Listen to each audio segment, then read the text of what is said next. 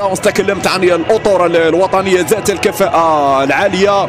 واحد من هذه الأسماء بكل تأكيد سعيد شيبة، اللي منذ سنوات وهو يشرف على هذه الفئة السنية من خلال التطور الذي لاحظناه سنة بعد اليمنى. هنا المتابعة بهذه الكيفية من آدم الناير. آدم الناير واضع للخلف، تييرو يطلب الكرة لاعب سانوغو على الطرف الأيسر. اخرج اخرج اخرج. هو اللقب الوحيد في مسيرة منتخب الخيول. هذه العرضية تدخل ممتاز. فؤاد وزان هنا او لاعب زاوان يتدخل والحكم يشير الى وجود خطا عبر، لكن يغطي معاذ. ميمورشيا معاذ. برافو معاذ. برافو تغطيه معاذ. يجد محمد امين كاتبه في المسانده. تمشي الحره الجانبيه محمد الحموني من يتابع بالراس. الدفاع يتدخل سيمبارا هو في اللي كافل. بالتالي ضربه حره للماليين. هذه العرضيه بعيده كبير من البدايه، منهم من ينجح ومنهم لا ينجح. الكره الاماميه لكن في التحرك الان يجب ان ناخذ حذرنا من هذه التحركات الماليه. رائع. الجهه اليسرى لاعبان بوغيزان. ميمورشيا بوغيزان. تغطيه يا بوغيزان. ممكن يكون فني بالنسبه لي المدرب. طلع يا كوتون، طلع يا حمزه يا كوتون. لازالت ماليه فيها خطوره. لحظات صعبه يمر من الان دفاع المنتخب المغربي من خلال هذا الضغط الممارس لرفقائي لاعبي دومبيا. تمشي كره في الجهه اليمنى. ادم الناير. الحكم زواني. الكره طالت. هذه الاعاده مجددا. الخطا الماضي في حق اللاعب ادم بوفان. المنتخب المغربي الحموني يرفع كره وبالراس. هذه خطيره ممكن جددا. هنا الاعاده للكره الماضيه. هنا التدخل من حارس مرمى. التدخل كان واضح من حارس المرمى في حق اللاعب عبد الحميد. يثبت الحكم اشار الى الركنيه. ما يهمنا في نهايه الامر سلامه عبد الحميد بودلال. لاعب مهم جدا، ركيزه اساسيه في محور دفاع المنتخب المغربي. بديل الركنيه محمد الحموني يرفع كره والركنيه من جلعب الركنيه مجددا.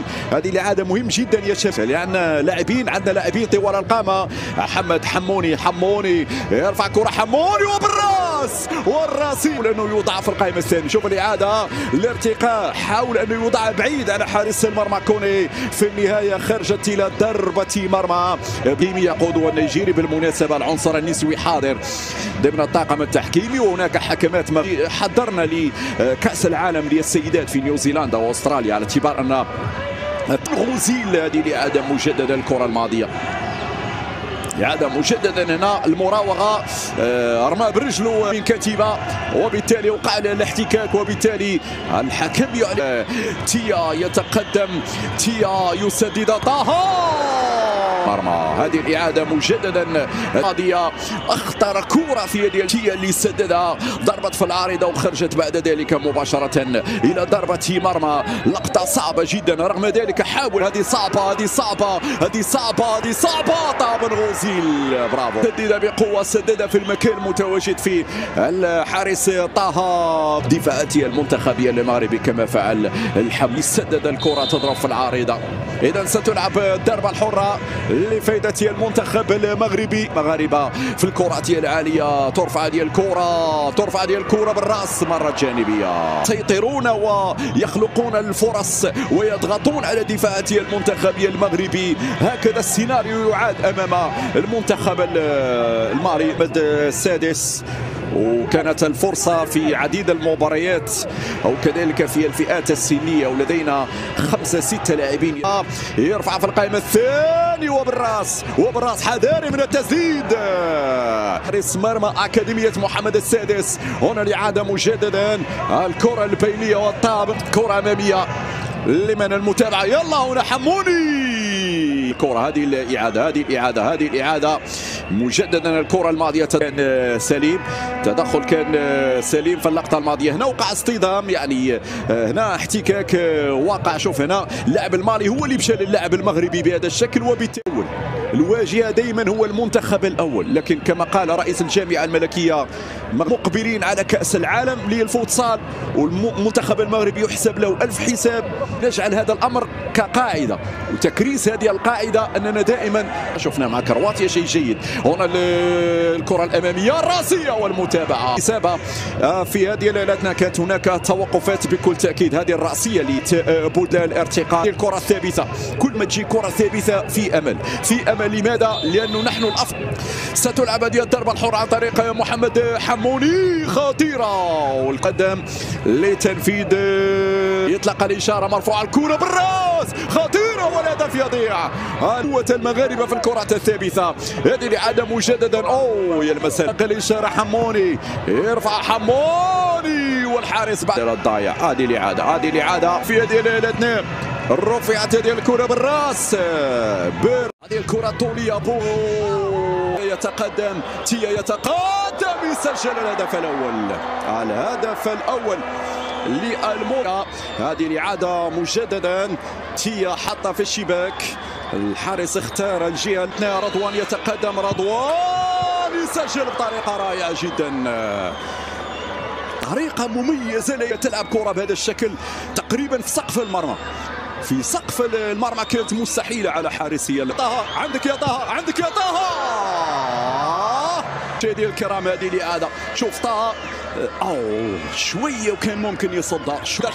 عبد الحميد يضيع فين مقابل هدف واحد. هذه الإعادة مجددا، هذه الإعادة مرة أخرى. كوني يتقدم، يسجل، اختي يتقدم، باختي يضيع. صعبة الأمور الآن، صعبة. فدي ركلة الترجيح، باختي والحارس يتصدى بهذه الكيفية. الركلة الرابعة، يصدى طه بن غزيل، برافو، يصدى. حموني يتقدم،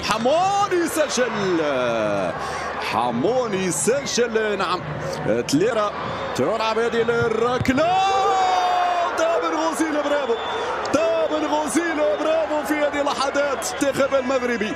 هذه الإعادة مرة أخرى، طه بن غزيل يعيد المغرب للمباراة مرة. بودلان يسجل، وتتعادل الأمور. الآن يتواصل هذا المسلسل المثير، مسلسل مثير جدا. دومبيا يتقدم، دومبيا يسجل، يتقدم كتيبة،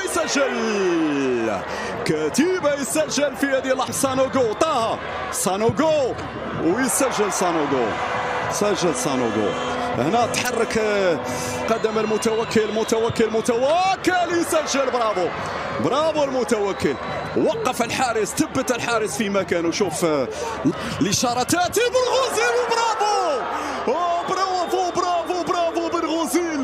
برافو بن غزيل، يا سلام عليك بطل. اشارتاتي فؤاد